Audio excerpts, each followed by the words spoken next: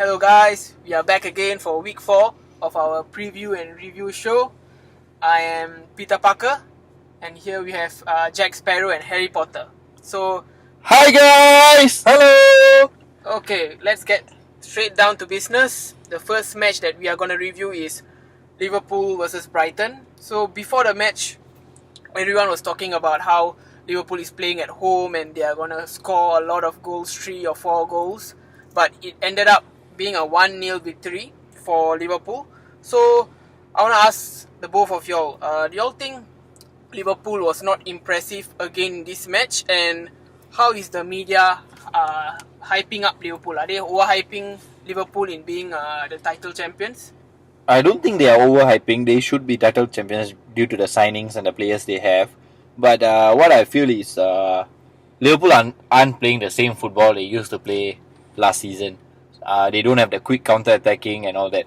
That's down to, I think it's not about Naby Keita or Wijnaldum or what's his name, Henderson or whoever is in the midfield. It's the front three. They have some sort of, they do not have the sync right now. Like Mane is doing his own thing, Firmino is doing his own thing, and Salah is doing his own thing. When last season when they started countering or like started pressing, they started pressing as a team. But now the front three doesn't work as a team. I'm not too sure what's the problem. They should be title favorites, second to Man City, but I feel that they are not impressive this season. In terms of their breaking forward, everything they easily nullify the attacks. So I feel that if Liverpool is going to concede 1 or 2 goals in a game, then they will have a problem coming back. It's not the same Liverpool we saw last season. What do you think about that, Jack Sparrow? I actually agree on that. What you say is true. With the players they have, they should be performing more better. The media isn't overhyping them. Actually, like, to be truthful, as fans, let's say it's a Liverpool game, the first thing comes to your mind is Liverpool is going to score these 3 goals, 4 goals, many goals. But the previous game they had only 1 goal in, which was very sad. And of course they were happy for the last week's Brighton game, which they won Man United 3-2. But Liverpool just won them with 1-0. It's just a small difference. With them playing with the team they have, they should have given more goals to secure their name. Not a big deal for them actually. Yeah, I agree with what you said. Like Liverpool team should have scored a lot of goals, and I think the media is hyping Liverpool actually because before the signing of Alisson, no one really said Liverpool is gonna challenge for the title. But after just one signing, which was Alisson, the media straight away put them into title challengers and even title favourites. So I think it's the media who are hyping Liverpool, and I don't believe Liverpool really have all the quality that is needed to be the title champions. And for impressive, they were not that impressive. So as I just talked about, the player that made the media turn Liverpool into title challengers, which is Alisson. I'm gonna focus on him. I'm sure both of y'all have seen the performance he did, and especially the lob he did against the Brighton midfielder, Anthony Knockaert, if I'm not wrong. And he did one crucial save at the end of the game. So, what do y'all think about Alisson and his ball playing ability? So, because there's a lot of hype about him being some sort of god with his feet, and he's gonna be much better than Ederson because he's Brazil's number 1. Based on all the 3 games you all have seen, and especially the 3rd game, which was against Brighton, what do y'all think of Alisson and his ball playing ability? Yeah, anyone of y'all? I think Alisson is good, but it's too soon for us to compare with other players like Ederson and all, because Ederson has already proved his worth last season. And yeah, Alisson did play well with that lob, the dangerous, crucial lob, and I think that's just lucky because anything could have happened. If that was a mistake and we wouldn't be talking about it right now, it would be a negative view from us. but he did the good saves, like an impressive ones. I think it's too soon to compare him with any other keepers in EPL. For me, I think that he's a good ball playing keeper. I'm not gonna deny that.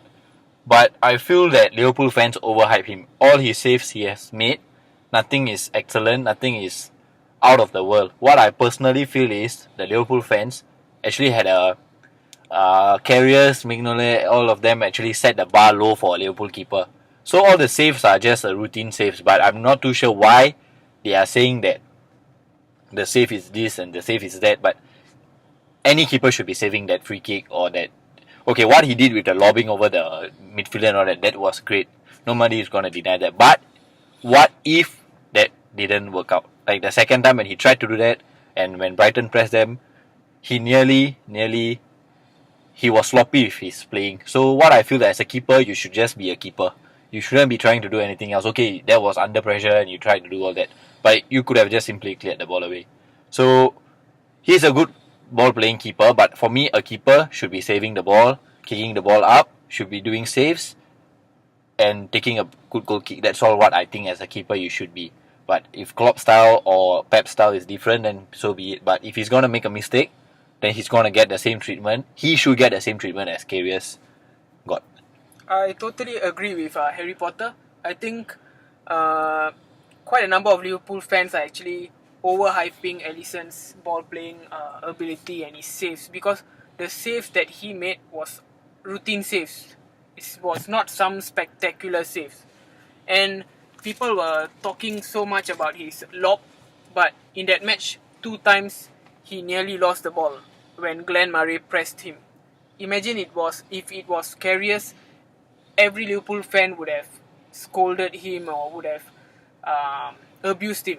But since it's Alisson, Liverpool fans think he's always under control. I'm sure in one of the upcoming weeks he will make a mistake, and I want to see how Liverpool fans react to that. And after that, will Alisson still play with the same confidence with his feet? I think like what Jack Sparrow said, we still need to give him time and not overhype him too soon. So next we are going to talk about Wolves versus Man City. If I'm not wrong, it was the first match this weekend, and like the previous match, people were hyping up of how Man City was going to trash Wolves and going to score 4-5 goals. And I'm sure a lot of people would have put Sergio Aguero in their Fantasy Premier League.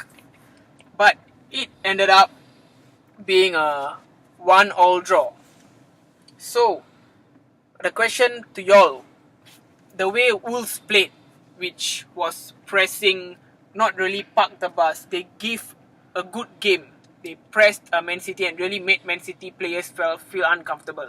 Is that the blueprint to play against Manchester City? For me, I personally feel that is the blueprint. Teams give a lot of respect for Man City. The games they have lost, let's say from last year, Shakhtar, Liverpool, Manchester United second half, and Wigan they drew. They won, I think, if I'm not wrong. The reason is because they started pressing from the top. They didn't drop all the way to the back and park the bus. Like, Liverpool style is to press, so they had a difficult time under the pressure. Wigan, surprisingly, they pressed, and Manchester United in the first half they were like parking the bus and all that, but second half they started pressing. They put 2 strikers up front. Things were different for Man City. They couldn't cope with the pressure because when you give them time, these players are not Barcelona players. They do not have the same technical ability as Barcelona. So, like for example, their centre back John Stones, ball playing midfield defender, but he's not as good as Gerard Piqué. So, and another side, Laporte, he is a good defender, but he's not a ball playing defender. He can play with the ball. Any players should be able to play with the ball when they are given the time. So, for Man City that is the blueprint. You press them from the top, they are gonna lose. They are going to be under pressure. They're going to make mistakes. Same for Ederson. The Arsenal second half when Lacazette came in, when they started pressing, Ederson was all over the place. So that's what I feel. That's the blueprint for teams to when they go against Man City. What do you think about that? Jack? I think it is the blueprint for them to play. It's an example for other teams to follow or give similar pressure to Man City to hold them back and play the ball, and they just drew the game with them. I think it wasn't simple for them. For any other team, it will be a tough play, but Wolves did it with the players. I can see their hard work and the pressure they gave for Man City was good enough for them to hold them up. Okay, so speaking about Wolves, Wolves, they bought a lot of top quality players like Ruben Neves, Joe Moutinho, and they really had a few Portuguese players there as well. Based on this current performance against Man City, and because before the season everyone was hyping them to be going to the Europa League position or finish in the top half. Based on what you all see up till now, do you all think Wolves have what it takes to at least stay in the league and not get relegated? What do you all think, Jack Sparrow? I think Wolves will stay in the Premier League for next season because they are playing well. Their teamwork is very satisfying to play. To see them play is a good thing, and I think other teams will be in the relegation zone. Like what? Like for example, what? West Ham is losing the past few games, and I think the next game also it's against Wolves if I'm not wrong. And yeah, For me, I personally think that relegation is like they are not there to just be out of the relegation. They are going to try for a top 10 finish because that's the player, that's the quality they have. Jota, Jimenez, like you said, Ruben Neves, they are all very good players. John Montino, they are excellent players who have played in the top level. So they are definitely going to improve as a team.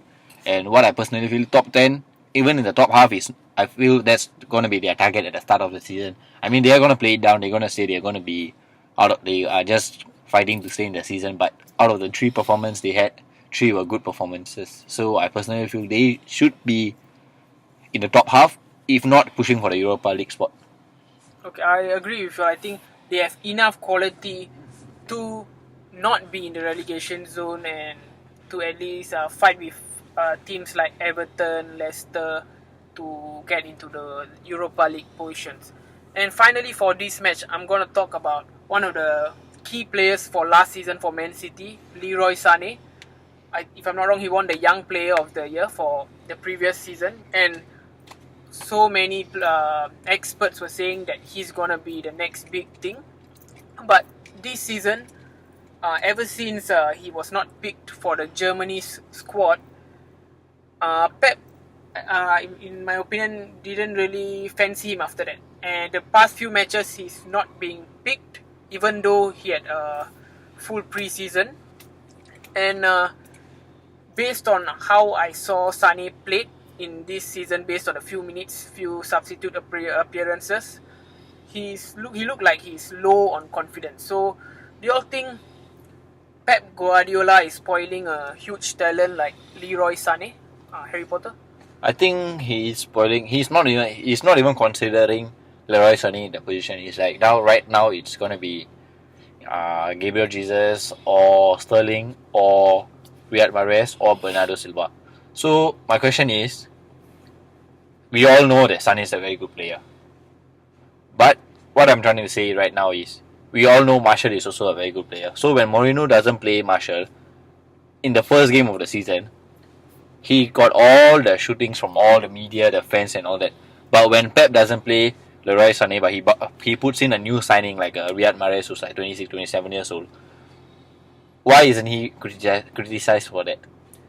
If Martial has won the Player of the Year, the Young Player of the Year, and he's not played this season, Mourinho would have got all the stickings.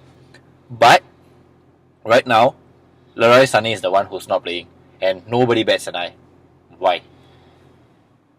He is definitely spoiling Sané's future. If this is gonna go on, I got a feeling that Sané is gonna move to to another team, in the top team in Europe in the January window. What do you think, Jack?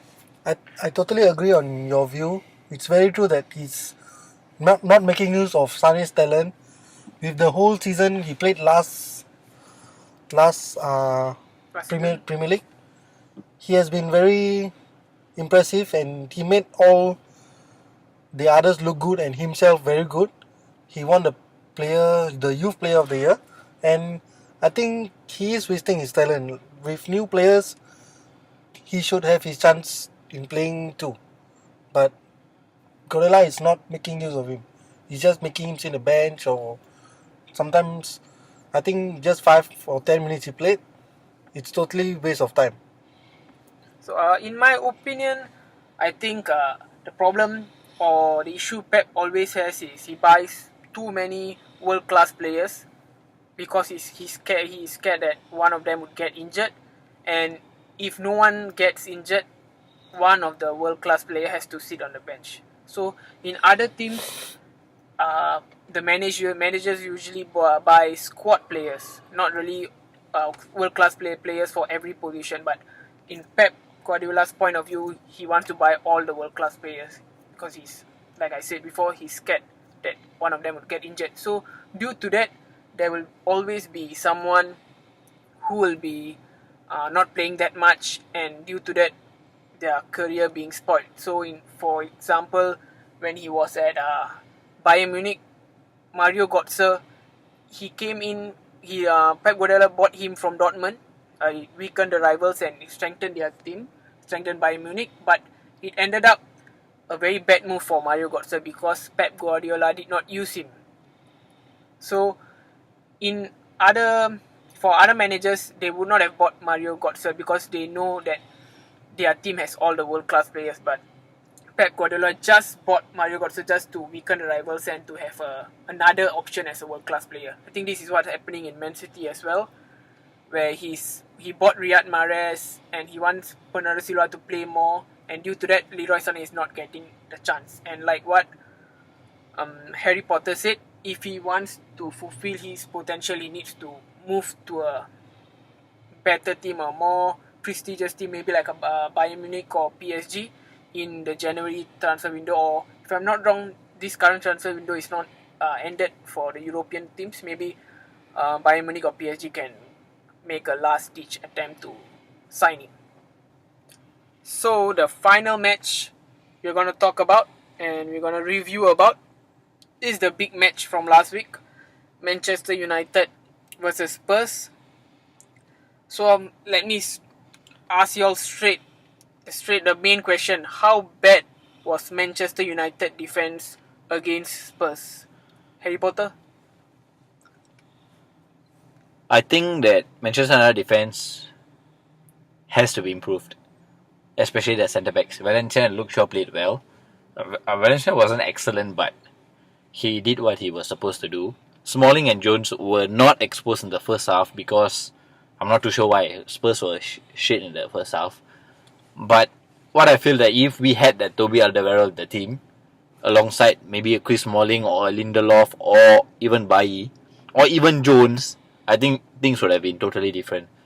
Let's just say Toby Alderweireld wasn't at the Manchester United. It wasn't against Manchester United. He was at Manchester United, playing for Manchester United. Things would have been totally different. Because when we played the first half, we were so good, especially on the ball and off the ball. We were pressing them. We took the ball away from them very fast. Their attacks were nullified. But Manchester United defenders like Chris Smalling and Phil Jones showed why they shouldn't be trusted. So it was a total change of team, like a personnel. I'm not sure why Phil Jones played like one dumb dickhead, but I mean, this should be their last game for, like, okay, I will accept Chris Smalling played a good game that day, so I'm not going to blame him for anything, because he played well in the first half. Even when the team was losing, he played well. But Phil Jones has to go. I was more of a Phil Jones should stay instead of Chris Smalling, but after this week's performance, we are in desperate need for a centre back, and Phil Jones should be leaving. What do you think? I think I agree on what you said. Jones is not. His time is over. It's just over. He should just like stay on the bench or outside the bench. Smalling had a good game, but still we are in need of a centre back, and the game I think Bailly should have played, and Lindelof, he made his part of mistakes also. Luke Shaw was perfect, and Valencia is just back from his recovery and everything. Overall, Manu had a good game. It's just that one or two silly mistakes. It was very silly. Silly mistakes cost us 3 goals, and Mourinho is having a bad time. Never mind. The fans, we are supporting him. So, like what I said last week, I was wrong on the fault was on Mourinho, but no, the fault is on the players. They proved me on the last game against Spurs, which was really, really shameful for us. Fuck them. Seriously, fuck Jones. He made that stupid mistake for us to be very shameful. But we take it, we learn from our mistakes, and we must be more productive. Mourinho is going for it, and just wait and watch. We will show our worth. As for me, I think Mourinho and the Manchester United team showed in the first half that the Manchester United players is playing for the manager. So there was a lot of media talk about how Mourinho is lost the dressing room and all that. But in that match against Spurs, it clearly showed that the players is playing for Mourinho. And how bad was Manchester United defense? I think overall in the first half it was good, but in the second half just a few mistakes cost them the game. I do not think that like Man U was totally crap. It's just a few individual mistakes. So I think they just need one more player, like what Harry Potter said, like Elder Viral. But maybe if Mourinho leaves and some other manager like Zinedine Zidane comes and become the Manchester United manager and gets Rafael Varane, I think that would totally solve all of Manchester United problem. So, having talked about how bad Manchester United were defense and about Mourinho, let's give credit to Spurs. I think this game showed how good Spurs were. Even though they made no signings, their first 11 and some of their bench players showed that they are here to fight for the title, and the way Lucas Moura just killed Chris Smalling with the third goal, and the way he caused so much havoc to the Manchester United defense, I think this season can be a very productive season for Tottenham Hotspur. What do you all think?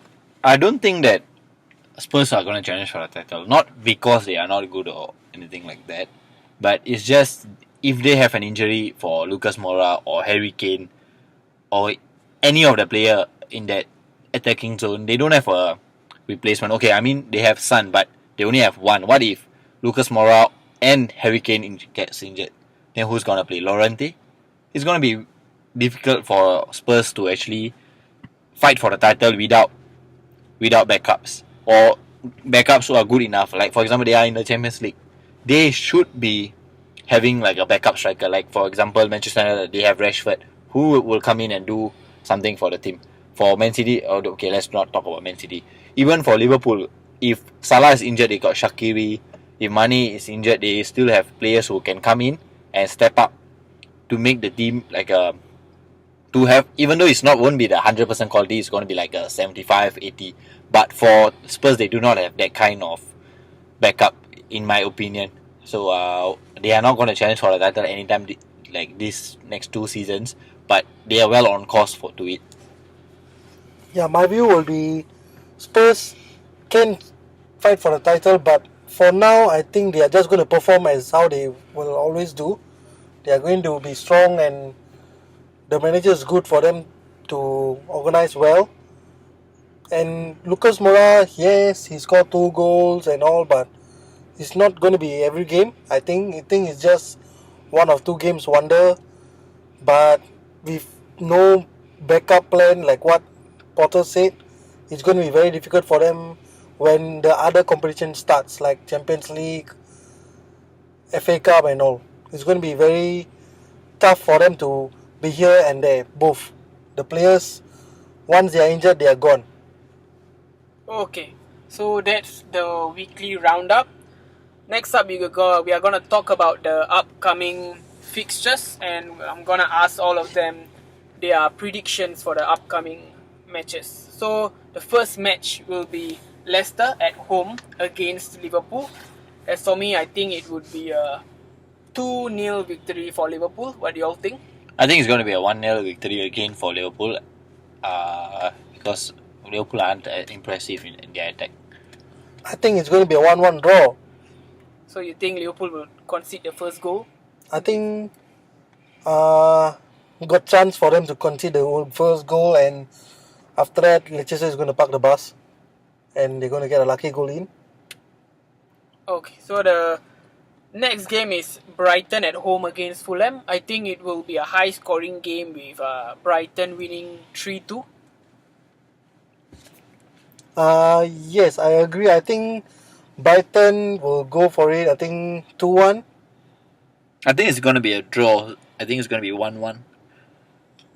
Next game is Crystal Palace against Southampton. For me, I think Southampton needs a win, and I think this might be a game they get a win. 2-0 victory for Southampton. I agree with the scoreline. I think 2-1 for Crystal Palace. Okay, and next, Everton, a very impressive Everton against, in my opinion, relegation candidates in Huddersfield. In my opinion, I think it will be an easy win, 3-0 win for Everton. What do you all think? I think 2-0 for Everton. I think it's going to be 2-2 for both. And the next game, in my opinion, a very exciting game. West Ham, I think, performing very badly this season. They really need a win against a very impressive Wolves side. So, I think it would be a 1-1 draw. What do you all think? I think West Ham is going to win 1-0. I have a feeling it's going to be a draw game. It's a 1-1 or 2-2 draw. Okay, and Chelsea versus Bournemouth. Chelsea at home. I think Bournemouth really are riding their luck. They have won a couple of matches, if I'm not wrong, all their matches, but I think this match will clearly show Chelsea's quality. I think a 4-0 victory for Chelsea. I think it will be a 3-1 for Chelsea with Morata opening the goal. I think 2-0 for Bournemouth. Bournemouth? Yes. Oh, so I'm going to go with the underdogs this time. Okay, so the late kickoff for that night will be Man City versus Newcastle. I'm predicting a lot of goals for Man City because they just dropped. I'm sure they want to prove a point. I can even see a 5 or 6 goals. I think a 6-0 victory for Man City. I think it's going to be 5-1 for Man City. The Man City is going to win 5. I think it's going to be a 3-0 or 3-1 because Newcastle is going to be defensive. Okay, so next day there will be a match. The first match will be Cardiff at home against Unai Emery's Arsenal. I think, maybe I'm following my heart, but I think it would be a 0-0 draw because Cardiff is defensively very strong. I hope it's a 0-0 because I have Elderidge as my keeper. So I hope it's a 0-0. I think it's a 3-0 for Arsenal. Fuck you! 3-0 for Arsenal. Yes. Elderidge is not going to concede 3. No, I think Mkhitaryan is going to score 2. But Because he's your FPL captain. okay. And the next match, very important match for Manchester United. Manchester United away against Burnley. I think this season Burnley is not being impressive because they have a Europa League as well. So I think this is Manchester United's chance to really score a couple of goals against Burnley. So 3-0 with Lukaku scoring at least 2 goals. I think it's going to be a 5-0 or 6-0. Wow. Lukaku is going to whack in the goals to show their worth from last 2 weeks. I think it's going to be a 1-0 for Manchester United. Okay, and the final game will be Watford against Spurs. Both of the team have 100% record. And in my opinion, I'll support the underdog. I think 1-0 victory for Watford. 3-1 for Watford. I Fuck think, Spurs! Fuck Spurs! I think it's going to be a draw game, 1-1 for both. Okay then, so that's the end of the video. So feel free to comment down below and give any feedback, and please like, share and subscribe. Bye guys. See you all again next week.